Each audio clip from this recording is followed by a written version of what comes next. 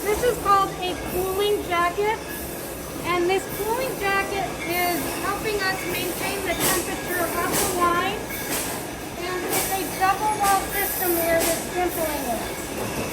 Now that allows us to run a food grade coolant through it, and by doing that we can keep the temperature of the tank down in about the 50 to 60 degree mark, making sure that everything does a slow fermentation. And then once we're done fermenting the wine, we'll hold it in around that 70 degree mark until we're ready to move it to another tank to bottle it. Every single tank is going to have these spots down at the bottom. These are very important for cleaning. Someone actually does climb inside the tank to clean them. With these tanks, that bottom area is for what's known as racking our wine, and during that process, when we fill them down, it allows sediment to fall to the bottom of the tank. They'll pull off the clear wine from above it, and then they're going to get all that sediment from the bottom of the tank, and they can take that up to the vineyard and apply that to the vines. It gives them some nutrients that we can't give them otherwise. All that we have are stainless steel tanks. There's no barrels here. Oh, okay. It allows us to be able to make our wines quick because our wines are young and fruity. And it allows us to be able to move everything around. So you see how those tanks actually look like they've got some insulation on them? That's because they do. We use those tanks to cold stabilize our wine, and during that process, we drop the temperature on those tanks down into the 30s. That forces all of the sediment down to the very bottom of the tank. And when that happens, we'll pull that clear liquid can transfer it into another tank. We collect again all that sediment down at the bottom. Now that sediment is called tartaric acid. What, you guys familiar with cream of tartar? Yeah. Same thing. So it's not something that if it's in your wine is going to affect its taste, but it does affect its visual. You'll see like these little flakes, white little flakes floating around in the wine, and we just don't want that. So we drop all that to the bottom of the tank so that we can take the clear liquid off from above it. Alright, so out here you guys get to get a nice up close and personal look at our vineyard. As you can see, there's greenery coming out. We call this bud break, where the buds are pushing out of the vine canes and the leaves are forming. This is the normal start time for that, and it will take them until about May, and that's when the berries themselves will start to develop. It takes from May until the end of July for those berries to continue to develop and ripen. And then we're normally ready to start our harvest about the second week of August. But lately it has been a little earlier. Last year we had our earliest harvest on record and we started July 27th. And our vineyard manager says we're probably close to on par with that again for this year. So we can hold about 447-ish thousand gallons of wine. This area, this is called the West Wing, and this is where the red fermentation starts. Oh, okay. And the reason that we send our reds into these tanks instead is because they need to actually spend time sitting on their skins. That is where the color is coming from. The pulp of a red wine grape is actually the same color as the pulp of a white wine grape. So if you let it sit on its skins and it starts heating up during the fermentation process, that helps to pull that color out of the skin and turn the juice a nice dark red for us, like a deep purplish red. How long will that take? We do that for about 2 days. 2 days. Now these.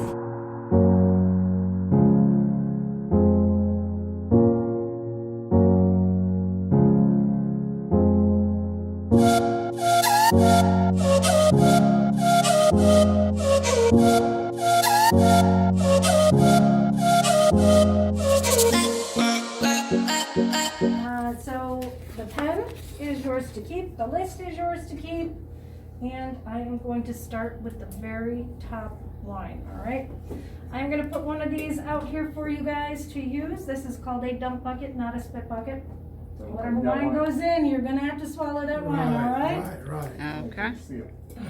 Any wine you don't want to finish, though, from your glass, by all means, no hard feelings.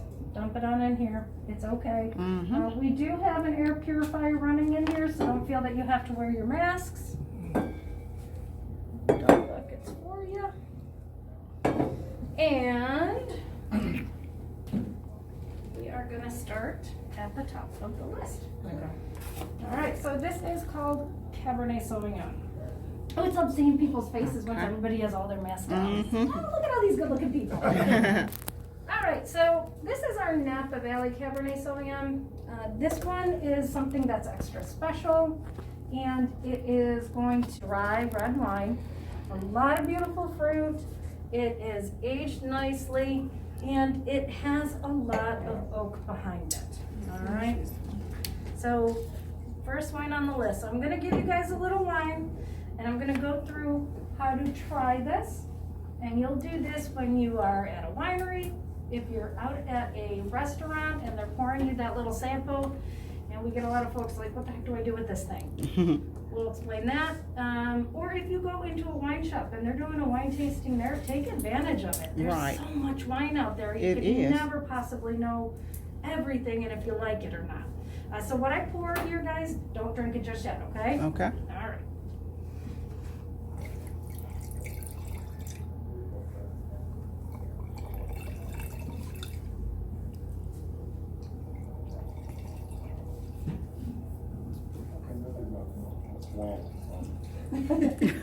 Just a little less then, huh?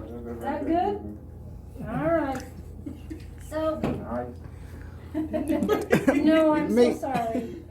And not that there's He anything got wrong table a with little that. bit. We have a lot of He folks ain't who got like taste. their wines cold, even if they're not normally served cold. There is nothing wrong with that at all. Chilling the wine down actually helps pop out some of the fruit notes on it, so that's pretty nice. I might teach him something. No, I might teach him something. But I'm gonna make a suggestion.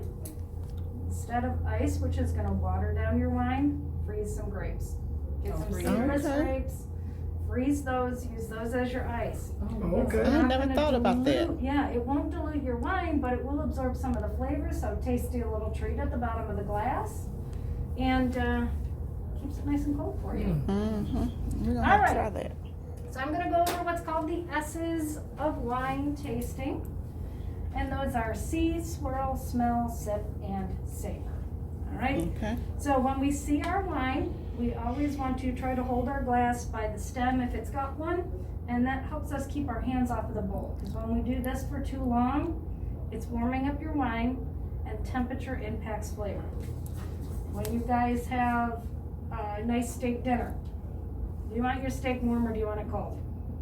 Warm. Because it tastes better that way, right? Right. Exactly. So kind of think the same thing with wine. So you go ahead and grab your glass by the stem. We want to see our wine. So what we're doing is hold it up to a light. Now I personally like to get underneath it so that I can actually look through my wine. And you're looking for color and clarity. Okay. All right? You don't want to see things floating in the wine. So if you see stuff floating in wine, it means it's bad wine? No, it could just be, it might be cork that got into there, or okay. maybe there's some sediment in there. And there's a lot of winemakers who, especially on a red, are going to want sediment in the wine. It just impacts the flavor of it. So we have these things that we use. They're called a wine filter. So that white part down at the bottom, that's actually a really fine mesh that's on there. So if there was cork or sediment, it would trap it in there for me and it wouldn't end up in my glass. Okay. Really nice, they're really inexpensive. I think we sell them for like $5 or something like that. And the nice thing is you pour right out of it, it stays in there. You don't finish that bottle, maybe it's bottle 2 or 3, so you slow down. You don't have to worry about recorking it. Okay. So you use the same cork once you put it in the wine. Oh, okay. Then, the last thing you're looking for, look at where the glass and the wine meet, and it kind of looks like there's this little waterline. Can you see it? Right. Around the edge. Now that little waterline, we call that a halo. And it's really thin, but this is a young wine. So the younger the wine, the thinner that halo will be. If it was an older wine, you're going to get more of the condensed color at the core, and more whiteness coming around the edge. Right? The neat little thing, and you'll see it on white wines as well. After you see your wine, you're going to want to swirl it. And swirling your wine opens it up, helps it to breathe, it gives it a chance to kind of stretch its legs, it's been trapped in the bottle. It helps burn off some of that alcohol that's in there. Because a lot of the times, if you take a sip right from the bottle right away, you get a lot of that alcohol, and it kind of impairs your ability to taste everything. Okay. So doing this, you are just softening it up, opening it up, you're going to get more of this intended flavor and aroma. Already, I heard a it does, it smells good. It I'm does. gonna be smelling something different. I ain't saying one But this is the fun part, you're trying. You're right. You know, I say if it's free or an inexpensive that. tasting, try all the stuff you can. I like this. You know, my husband don't 19 and a drink, half? so he, I can pass on them, okay? He don't drink I wouldn't period. say that. I like that. So the other thing too, you'll find a lot of times if you're kind of on the fence with a wine, pair it up with food. Especially yeah. with cheese. That's why cheese goes with it so well. It kind of helps to coat your tongue a little bit, Right. softens things up. So maybe a steak or some nice red sauce, you pair them up with the right thing and it's gonna be You enjoyable. like that, don't you? Cause You see, like- like she like dry wine, I like and it her too. like sweet Yeah. wine, and he don't drink. I just like water. Yeah, let him get one. I'll take one too. I'm still gonna taste them, but I just need something to wash it down. You got it. Thank you. You betcha.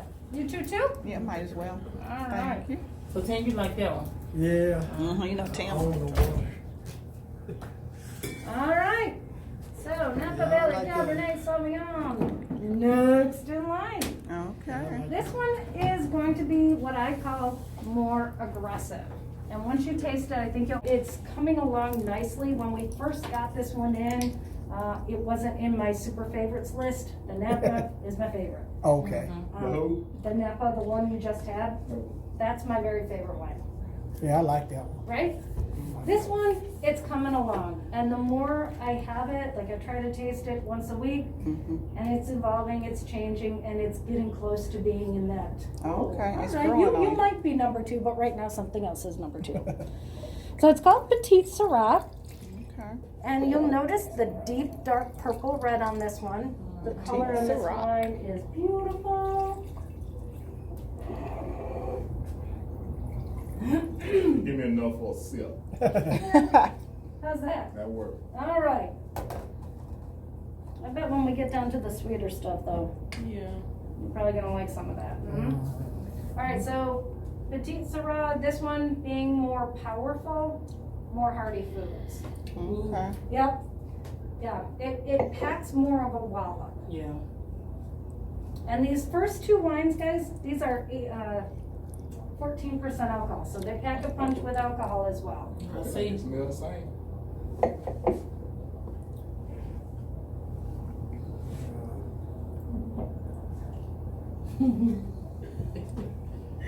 I was trying to get his Oh. You like it? I ain't tasted it I'm not crazy about this one. Yeah. This one is more like bitter. Yeah, yeah, exactly. Yeah, I like this Yep. one better than the first one. You get just a little more of the tannin from the oak, that's what's doing that. And as it's in the bottle longer, it's gonna soften it up a little more. I think we're on par. Well, depending That on which kind of wine food you Shay have, like. so. She like that. And a lot of folks will evolve during I'm drinking the dry wine one. appreciation. A lot of people start Right. with the sweet stuff and move into the dry. It's just a natural progression. Some people How you stay like there, it? and there's nothing wrong with that. That's why we make something for everybody. We've got driest of the dry and sweetest of the sweet. We try to find something for everybody in there. Mm-hmm. All right, ready to move to the next wine? Oh, yes. All right, so we're gonna definitely change our tactic on this one because now we're gonna start to have wine that has a little bit of muscadine grape we grow. No, I Everything like that. on Now, this it's list. a muscadine wine I tried, but I forgot the name. We are of it, wine and I tasting, loved so it. we I are asked my tasting cousin. everything on the It was list. so good. Was it from here or somewhere So it's our else? first Somewhere else. time He had got it somewhere else. visiting a No, it field. wasn't And it homemade. very well could It be, wasn't because homemade. muscadines are in a lot of people's. Right. backyards. It wasn't They just homemade, but it was good. It was good. Because I have tried a lot of homemade muscadine wines and I love them. It's a fun grape to really play with. It's so prevalent down here that if you've got them growing, Right. try working with it. Mm-hmm. I was like, I worked a little custom mine. The welder grape that we grow here tastes a lot like apple juice to me. Okay. And muscadines, actually, they have more antioxidants than blueberries, so it's real good for you. Helps you fight cancer. I might get one over from They got this them down there. And actually, if you don't drink wine, everybody else is getting a glass of wine, I'll give you some juice. I'll give you a couple bottles of juice. You better get you some wine. You stupid. She's like, no, you're taking that wine and I'm drinking it. Dang it. Sure. Yeah, so I kind of hear it.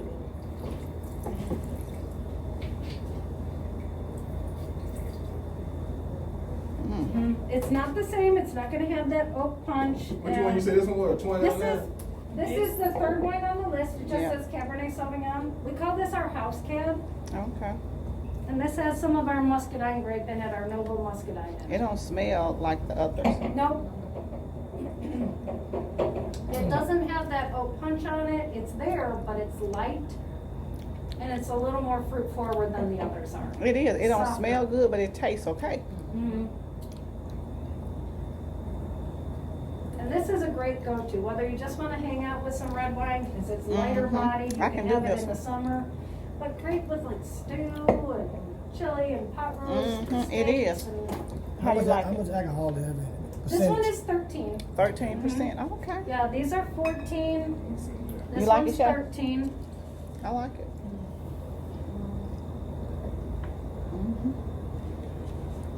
And I'm gonna come around and put a splash. It's gonna be impacted. It's gonna taste different than a lot of Chardonnays. Most Chardonnays get finished in an oak barrel, and that oakiness blends into the wine. It could give it a little bite. It could give it a little creaminess.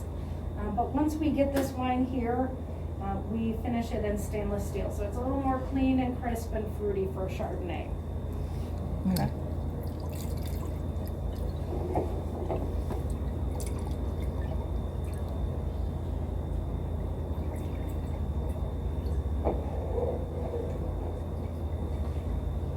just do the Okay, same. so this is Chardonnay. That worked out. See, this This is the about- Chardonnay wine. Let's see.